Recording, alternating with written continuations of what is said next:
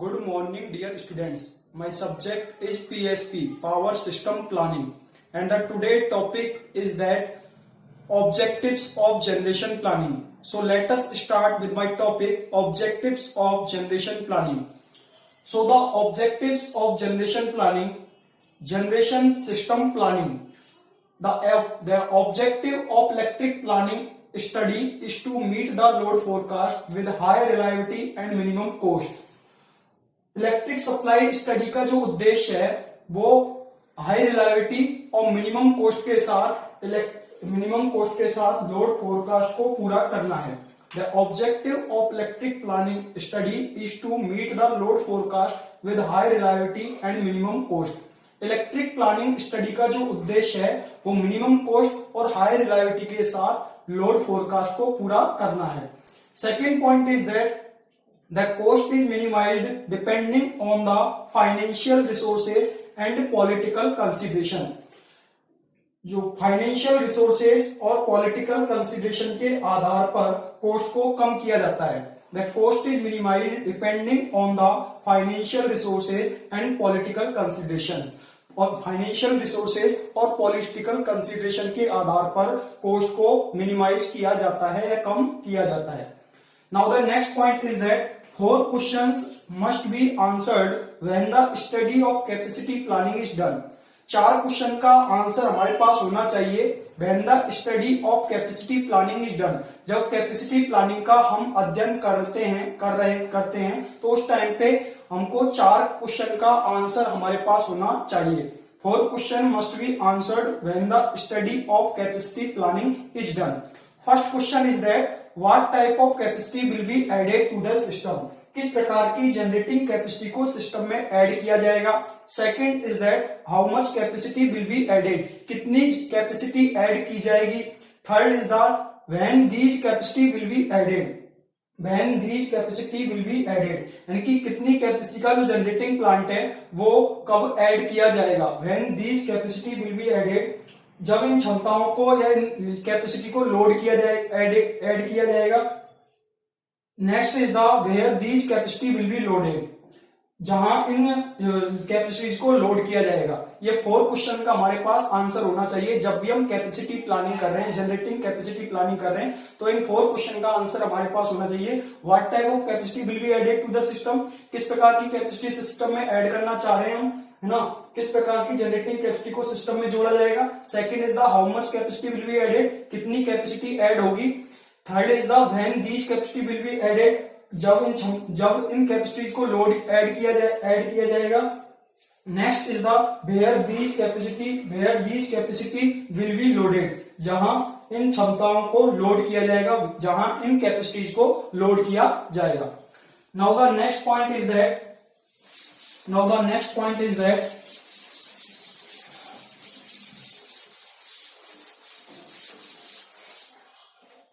the first three questions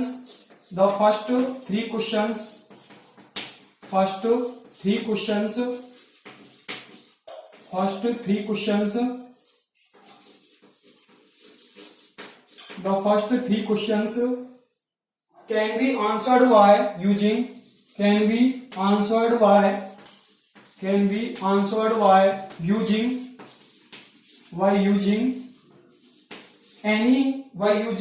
any generation expansion planning software. Any generation planning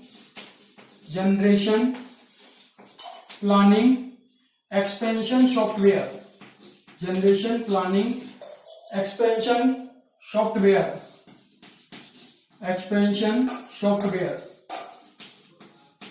Generation planning expansion software. So the equation is that Vj equal to sigma I बराबर 1 to n, sigma I बराबर 1 to n, sigma I की value 1 से लेके n तक. CCJ var minus SBJ var plus FCJ var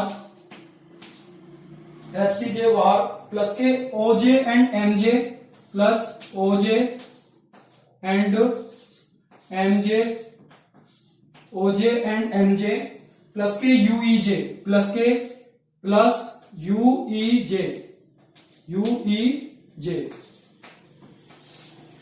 This is the equation. The first three questions can be answered by using any generation planning expression software. पहले तीन question का जो answer है वो कोई भी जनरेशन प्लानिंग एक्सपेंशन सॉफ्टवेयर के उपयोग के द्वारा प्राप्त होता है. तो बीजे इक्वल टू एक इक्वेशन दी गई है, बीजे इक्वल टू सिग्मा आई बराबर 1 to n bracket start CCJ bar minus के SVJ बार प्लस के FCJ बार प्लस के OJ and MJ bar plus के UEJ बार प्लस के UEJ bar. Where the CC is the capital cost, where CC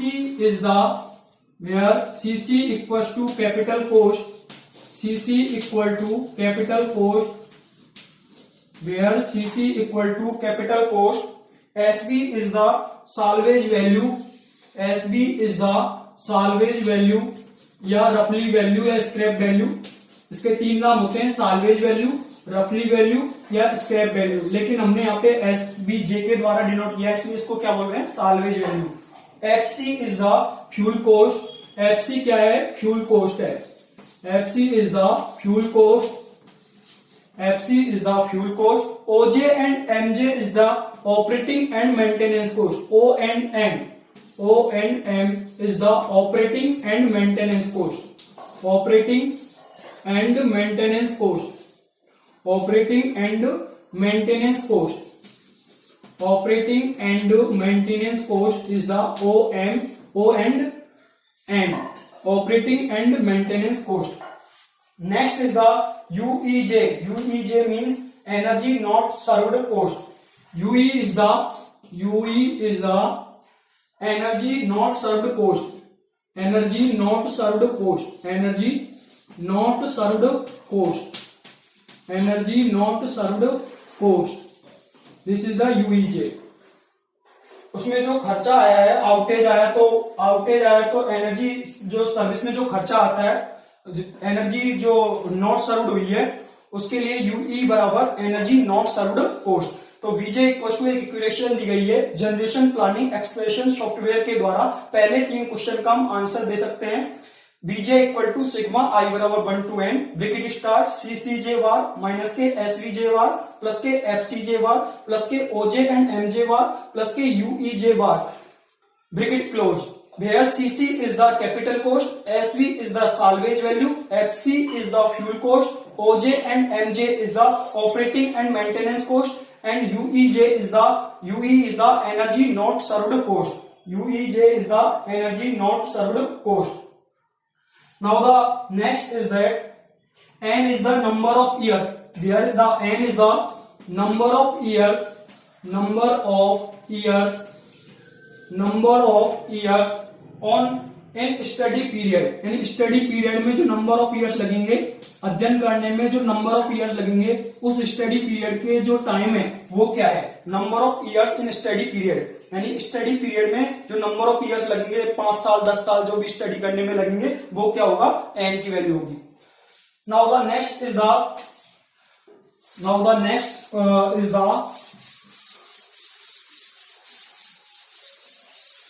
generation planning is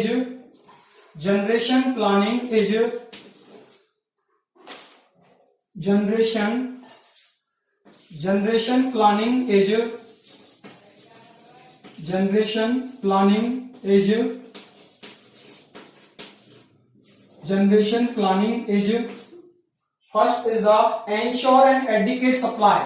Ensure सुनिश्चित करना, ensure and adequate supply. Ensure and adequate supply. Ensure and adequate supply. As for a certain period,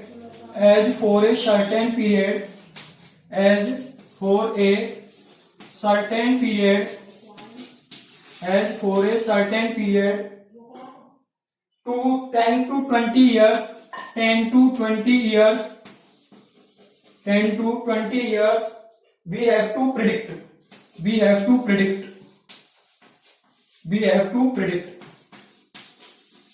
ensure and adequate supply, यानी एक adequate supply को सुनिश्चित करना है, ensure करना, as for a certain period, एक निश्चित पीरियड के लिए, और उस पीरियड की अवधि है 10 to 20 years, we have to predict, हम जो प्रिडिक्ट करते हैं वो 10 से 20 इयर्स के लिए प्रिडिक्ट करते हैं, एक निश्चित पीरियड जिसका जो पीरियड है की रेंज है वो है 10 to 20 years, we have to predict.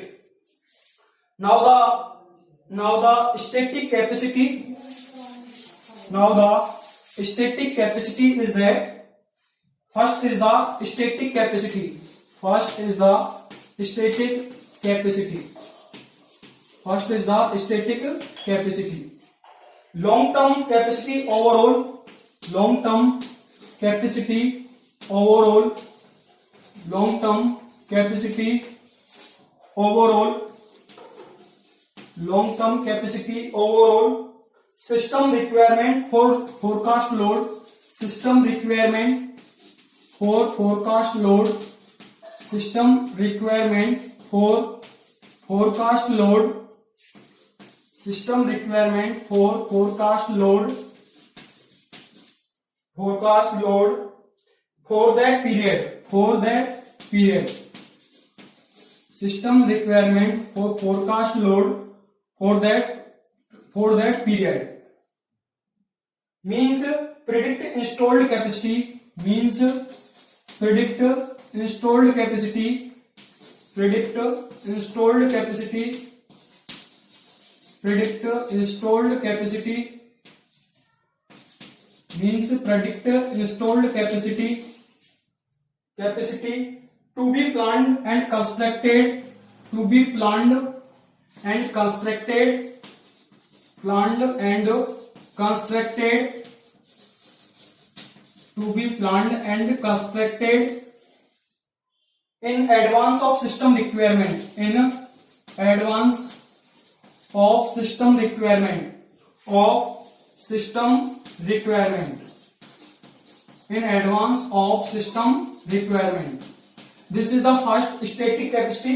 इसके बाद में ऑपरेशनल कैपेसिटी को हम पढ़ेंगे. तो first is the static capacity, long term capacity overall system requirement for forecast load, यानी लोड फोरकास्ट के लिए जो सिस्टम की रिक्वायरमेंट है वो long term capacity overall system की जो रिक्वायरमेंट है लोड फोरकास्ट के लिए एक दिए हुए पीरियड में, long term capacity overall system requirement for forecast load for that period, यानी लोड फोरकास्ट के लिए एक निश्चित टाइम पीरियड में जो ओवरऑल सिस्टम की रिक्वायरमेंट है वो लॉन्ग टर्म कैपेसिटी में आता है. मींस इसका मतलब यह है predict installed capacity to be planned and constructed in advance of system requirement, यानी सिस्टम रिक्वायरमेंट के एडवांस में कंस्ट्रक्ट करते हैं और इसको जो इंस्टॉल्ड कैपेसिटी है उसको प्लान करते हैं. Means predict installed capacity to be planned, यानी कि जो इंस्टॉल्ड कैपेसिटी है जो हमने प्लानिंग किया उसको प्रिडिक्ट करते हैं और constructed in advance of system requirement. Next is the second is that operational planning. Second is that this is the static capacity and next is the operational capacity. Second is that operational capacity. Second is that operational capacity. Operational capacity, operational capacity, operational capacity. Short term capacity to meet, short term capacity, short term capacity to meet, short term capacity to meet short term requirements that arises, short term requirements, short term requirements that arises, short term requirements that arises, short term requirements that arises due to uncertainty, due to uncertainty, due to uncertainty, due to uncertainty occurs in load forecasting, occurs in load forecasting, in load forecasting, forecasting, in load forecasting.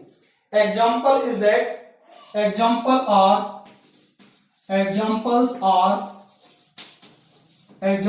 are unscheduled load growth यानी अचानक से load का बढ़ना, load growth, unscheduled load growth, comma load outage,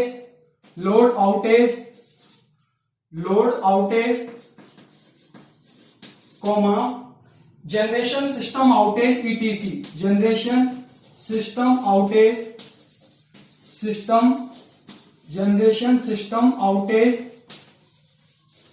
etc etcetera.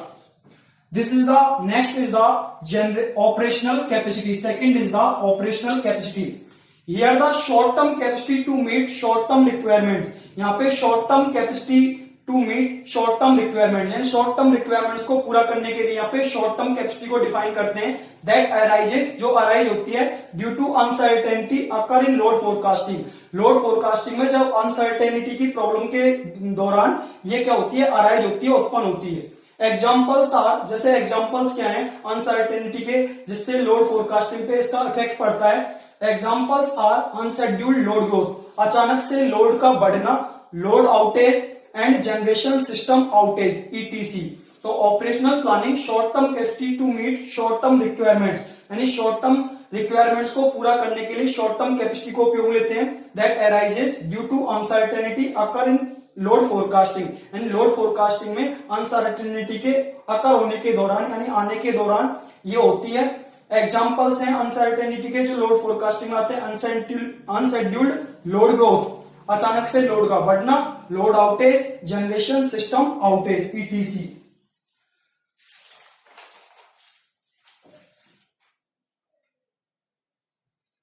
Now the next is that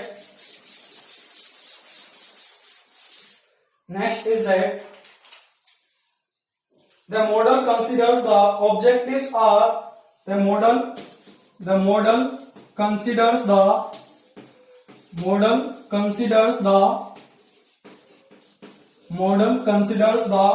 three objective functions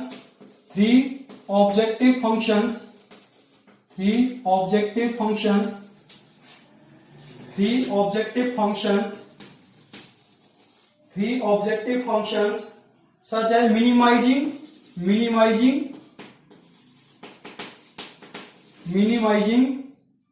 the total cost को minimise करना, total cost को कम से कम करना, minimizing the total cost को मिनिमाइज करना. Second is that maximising generation at peak load, maximizing generation at peak load, peak load पर generation को maximise कराना at peak load. And third factor is that and maximising the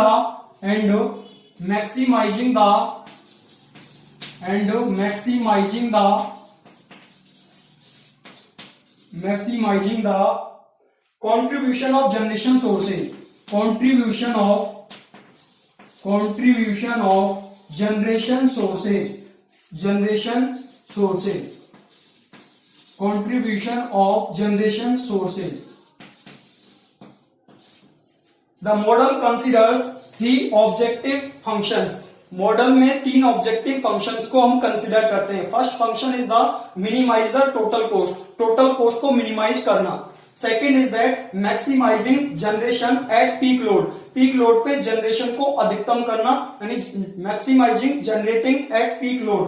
peak load पे जो generation है, generation को अधिक से अधिक करना, मैक्सिमाइज करना. Maximise generation at peak load, peak load पर जनरेशन को अधिकतम करना. And third is that maximising the contribution of generation sources, generation sources के कंट्रीब्यूशन को अधिक से अधिक करना, मैक्सिमाइज करना. ये तीन ऑब्जेक्टिव फंक्शन होते हैं जिसमें हम जब हम मॉडल कंसिडर करते हैं तो उस मॉडल में मॉडल बनाते हैं तो इसमें तीन ऑब्जेक्टिव फंक्शन को कंसिडर करते हैं. First function is the minimise the total cost, total cost को कम करना. Second is the maximise generation at peak load, peak load पे जनरेशन को अधिकतम करना. And maximising the contribution of generation sources, generation sources के कॉन्ट्रीब्यूशन को, योगदान को अधिकतम करना. Now the next is that Objectives are expressed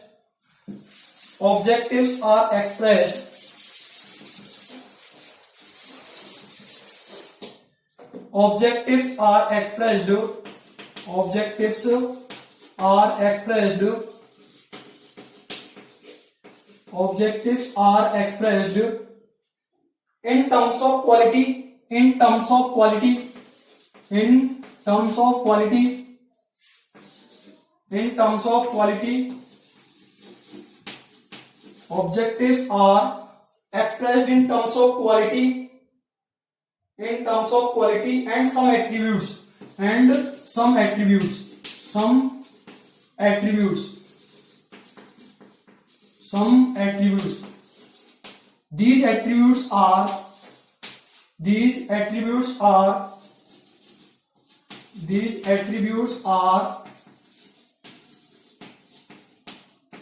These attributes are first is the economic. पहला हम देखते हैं इकोनॉमिक. जो पहला हमारा ऑब्जेक्टिव है वो हमारा होता है इकोनॉमिक. इसमें फर्स्ट आता है revenue requirement.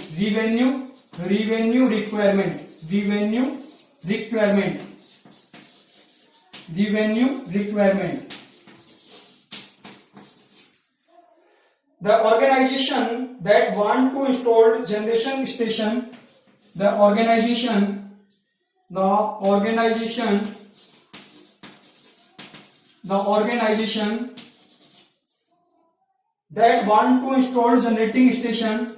that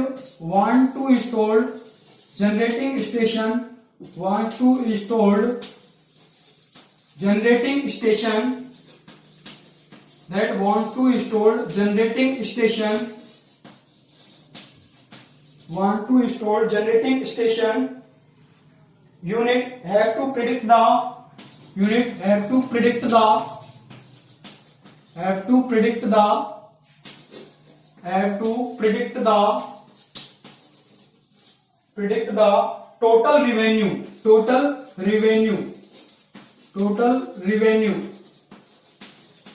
total revenue, predict or planned reserve requirements, predict or planned revenue requirement or planned revenue requirement.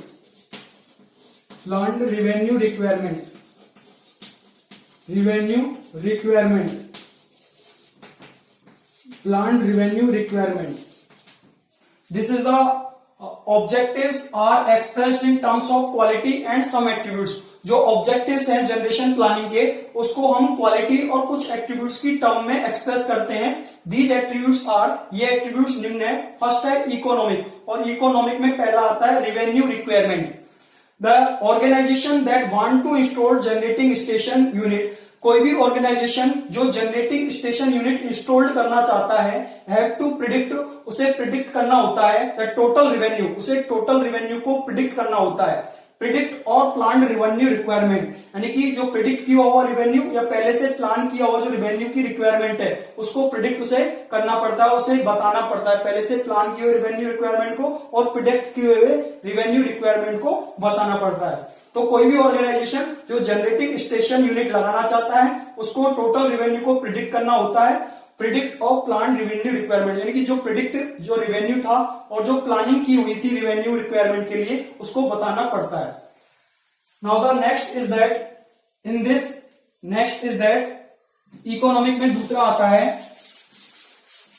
दूसरा इसका एट्रीब्यूट है इकोनॉमिक में टैरिफ. दूसरा आता है इसमें B, tariff. After installing the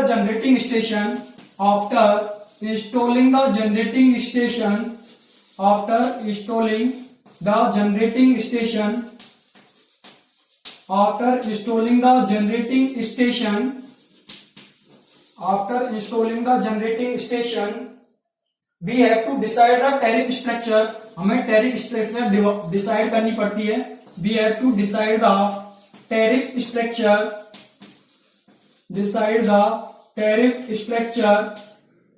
We have to decide the tariff structure that is given to different utilities. that is given to different utilities,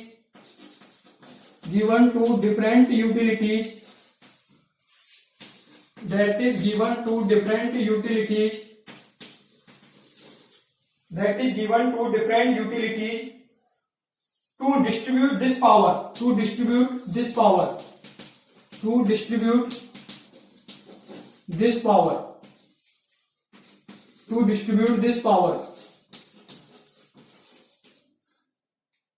this power, decide what would be the generation price,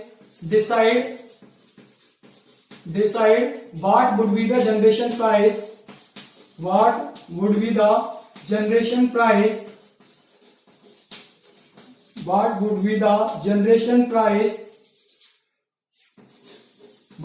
the generation price and impact of tariff, और tariff का impact क्या पड़ेगा, impact of tariff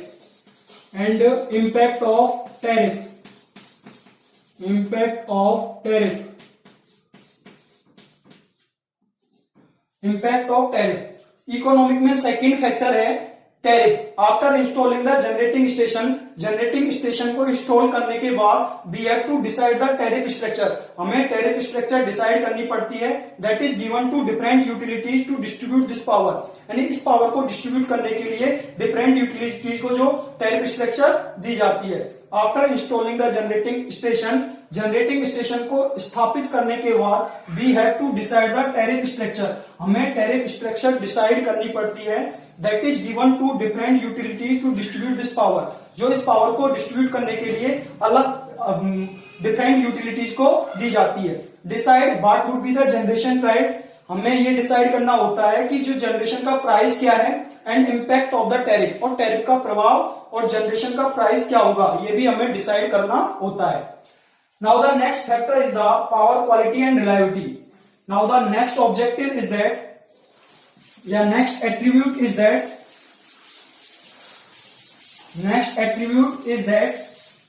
power quality and reliability. Next attribute is that power quality and reliability. Power quality and reliability. Power quality and reliability. This is the second attribute. Ensure the availability of power. This is the second attribute. Ensure the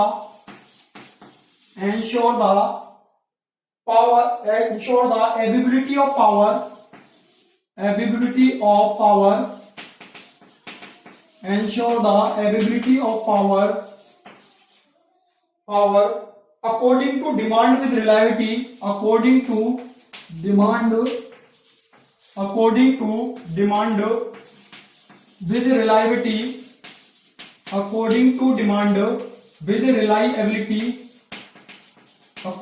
demand with reliability.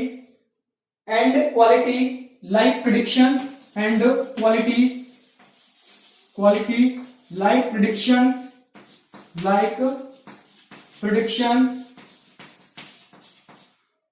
like prediction of voltage range, voltage की range को predict करना, voltage range like predict of voltage range, harmonics etc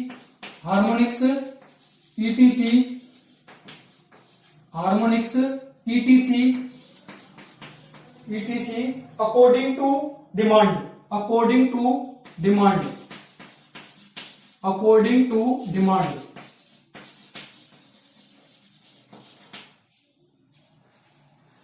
Power quality and reliability. Second attribute is that power quality and reliability. Ensure the availability of power according to demand with reliability and quality. यानी कि जो power की जो availability है, उपलब्धता है, according to demand के अनुसार, विद रिलायबिलिटी यानी कि जिसकी रिलायबिलिटी ज्यादा से ज्यादा होनी चाहिए रिलायबिलिटी के साथ और क्वालिटी के साथ। Ensure the availability of power according to demand with reliability and quality और रिलायबिलिटी के साथ पावर के अनुसार, जो अकॉर्डिंग डिमांड के अनुसार जो रिलायबिलिटी और क्वालिटी पावर की अवेलेबल को होनी चाहिए, इसको सुनिश्चित करना इसमें आता है। Ensure the availability of power according to demand with reliability and quality. Power की अवेलेबिलिटी को एंश्योर करना, सुनिश्चित करना according to demand with reliability, यानी डिमांड के अनुसार रिलायबिलिटी के साथ, हायर रिलायबिलिटी के साथ और क्वालिटी के साथ जो पावर है उसकी उपलब्धता को यहाँ पे एंश्योर करते हैं। Like predict of voltage range, जैसे वोल्टेज की रेंज को प्रिडिक्ट करना, harmonics ETC according to demand. इसका कहने का मतलब ये है, ये पॉइंट का, कि जो भी हमारा पावर क्वालिटी और रिलायबिलिटी मींस हमको जो पावर एंड यूजर तक पहुंचानी है उसमें हार्मोनिक्स नहीं होने चाहिए, ठीक है, और जो उसमें वोल्टेज, उसमें हार्मोनिक्स की प्रॉब्लम नहीं होना चाहिए, ठीक है। तो डिफरेंट टाइप्स ऑफ जो फैक्टर है जो क्वालिटी और रिलायबिलिटी को प्रभावित करते हैं वो उसमें नहीं होने चाहिए। फ्लक्चुएशंस नहीं आने चाहिए, फ्लक्चुएशंस है वोल्टेज में, बार बार फ्लक्चुएशंस है नहीं आने चाहिए, वोल्टेज डिप्स है, हार्मोनिक्स है, ये जो इस टाइप के जो फैक्टर है वो उसमें कस्टमर तक जब हम पावर सप्लाई करते हैं, जो डिस्ट्रीब्यूशन पर्पज में जो कंज्यूमर को हम पावर सप्लाई करते हैं, तो वहां पर ये जो हार्मोनिक्स की प्रॉब्लम है या इसके अलावा जो वोल्टेज में फ्लक्चुएशंस की प्रॉब्लम है वो नहीं होनी चाहिए। वो क्या करता है, पावर क्वालिटी और रिलायबिलिटी को ये फैक्टर क्या करते हैं, प्रभावित करते हैं। Now the next is that financial. Now next attributes is the financial, यानी वित्तीय एक तरीके से financial. Next attributes is the financial.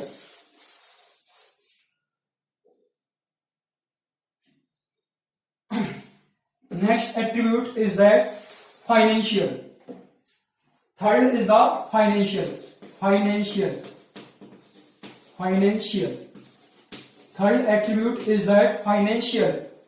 इसमें फर्स्ट आता है ए कैश फ्लो। इसमें फर्स्ट आता है कैश फ्लो। फर्स्ट आता है इसमें कैश फ्लो। फाइनेंशियल एट्रीब्यूट में फर्स्ट आता है कैश फ्लो। ए है वो होता है कैश फ्लो, नकदी प्रवाह जिसको बोलते हैं, नगद जो राशि हम लगाते हैं, कैश फ्लो। ड्यूरिंग प्लानिंग के दौरान,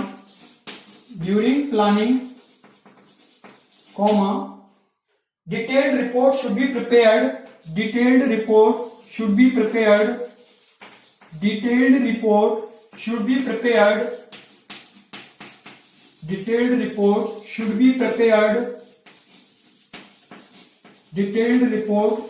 prepared using cash flow.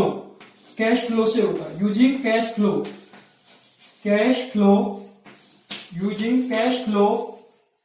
And critical path method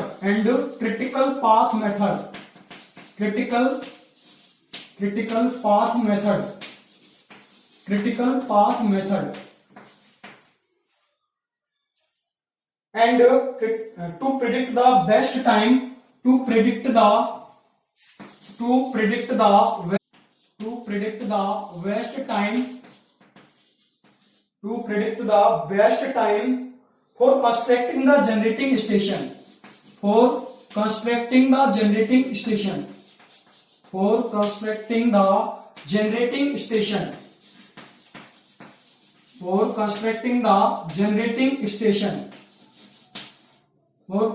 the generating station, and predict how the cash flow in the system,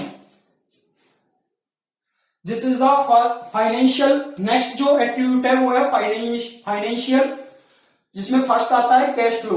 during planning के दौरान detailed report should be prepared using cash flow and critical path method, यानी कि detailed report है वो prepare होनी चाहिए किसके द्वारा, कैश फ्लो का उपयोग करके और क्रिटिकल पाथ मेथड का उपयोग करने के द्वारा जो डिटेल्ड रिपोर्ट है वो प्रिपेयर होनी चाहिए।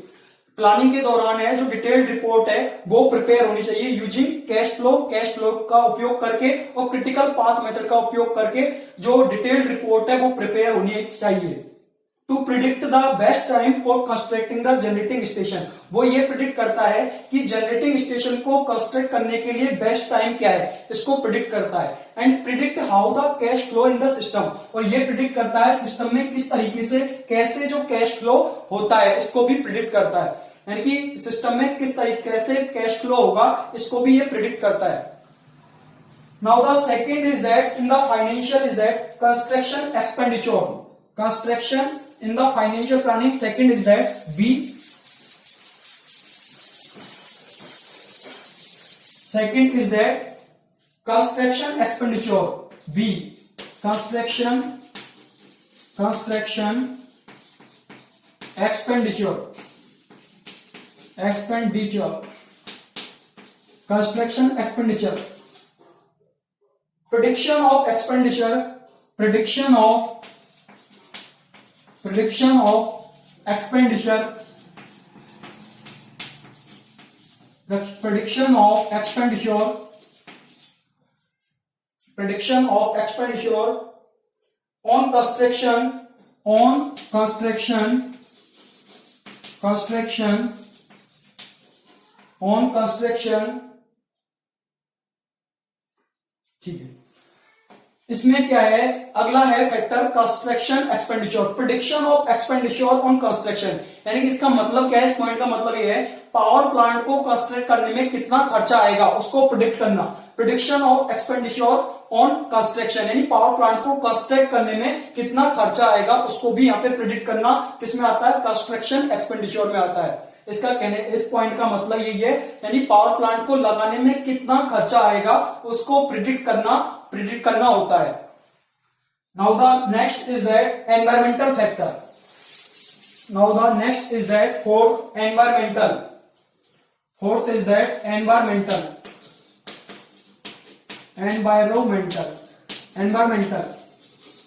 एनवायरमेंटल में पहला आता है emission.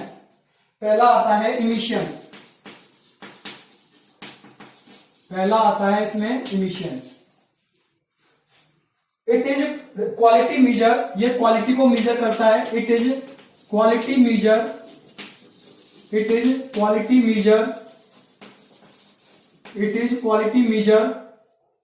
The main objective of generation planning. Main objective of generation planning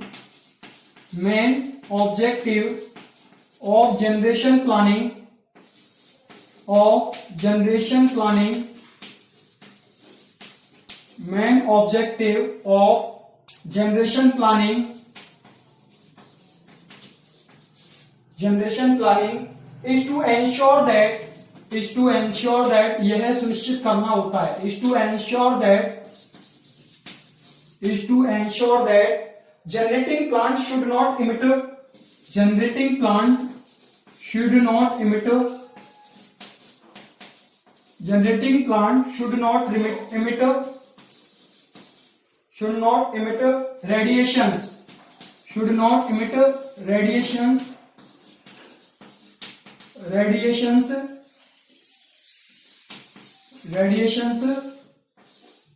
radiations. In large amount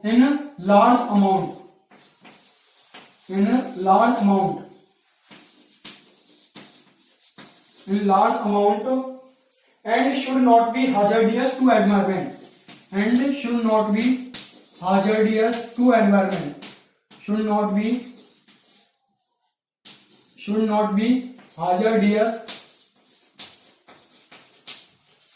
Should not be hazardous to environment. Emission should be low. Emission should be low, यानी emission कम से कम होना चाहिए. Emission should be low. Emission कम होना चाहिए. Should be low. So the next factor is that emission. Emission environmental factor में पहला factor है इसमें ए वाला, जिसको इमिशन पहला है emission. It is quality measure, यह क्वालिटी को मीजर करता है. The main objective of generation planning is to ensure that generating plant should not emit radiation in large amount. तो पहला जो ऑब्जेक्टिव होता है, मेन जो उद्देश्य होता है जनरेशन प्लानिंग का, वो ये होता है कि जो भी आपका जनरेटिंग पावर प्लांट है वो ज्यादा मात्रा में रेडिएशन तो इमिट नहीं कर रहा है, रेडिएशन तो नहीं निकाल रहा है. ठीक है, तो इट इज क्वालिटी मीजर, ये क्वालिटी को मीजर करता है. The main objective of generation planning is to ensure that generating plant should not emit radiation in large amount. Main जो ऑब्जेक्टिव है, मुख्य उद्देश्य है वो जनरेशन प्लानिंग का, वो ये होता है कि जो जनरेटिंग प्लांट है वो ज्यादा अमाउंट में जो रेडिएशंस को निकाल तो नहीं रहा है, इसको इंश्योर करना मेन ऑब्जेक्टिव होता है जनरेशन प्लानिंग में। The main objective of generation planning is to ensure that generating plant should not emit radiation in large amount, यानी कि ज्यादा अमाउंट में जो जनरेटिंग प्लांट है वो रेडिएशन नहीं निकालना चाहिए, इसको सुनिश्चित करना ये मेन ऑब्जेक्टिव होता है जनरेशन प्लानिंग में। And should not be hazardous to environment, और यह एनवायरमेंट के लिए, पर्यावरण के लिए हाजर्डियस नहीं होना चाहिए। Emission should be low, emission कम होना चाहिए, इमिशन कम से कम होना चाहिए। Next is the right of way, environmental vector में नेक्स्ट आता है, next is the right of way, next is the right of way requirement, वी आता है इसमें, right of way, right of way requirement, right of way requirement, right of way requirement. The right of way requirement, the right of way requirement, right of way requirement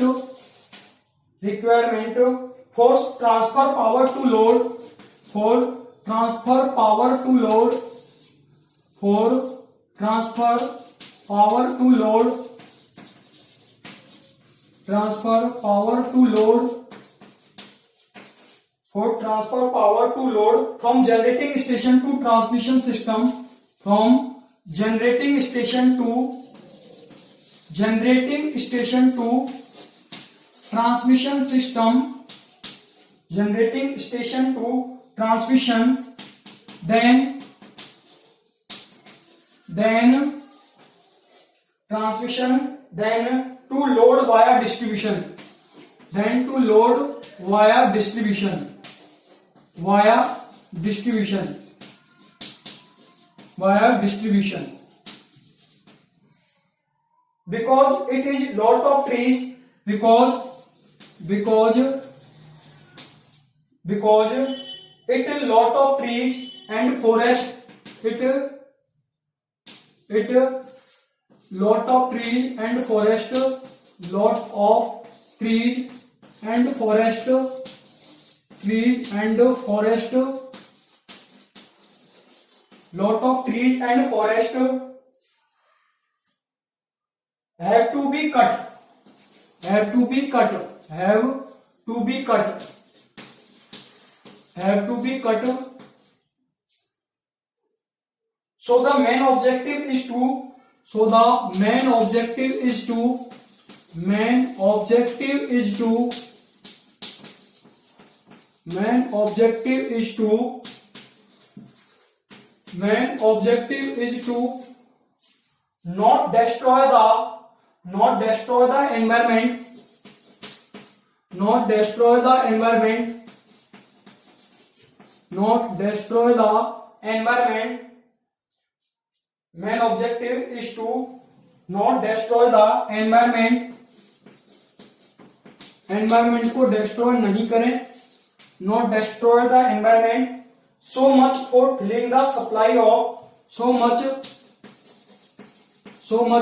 for fulfilling the supplying of electrical power, for fulfilling the supplying of electrical power, for fulfilling the supplying of electrical power, supplying of electrical power, electrical power, electrical power. Next आता है environmental में right of way requirement, the right of way requirement for transfer power to load from generating station to transmission, then to load by distribution.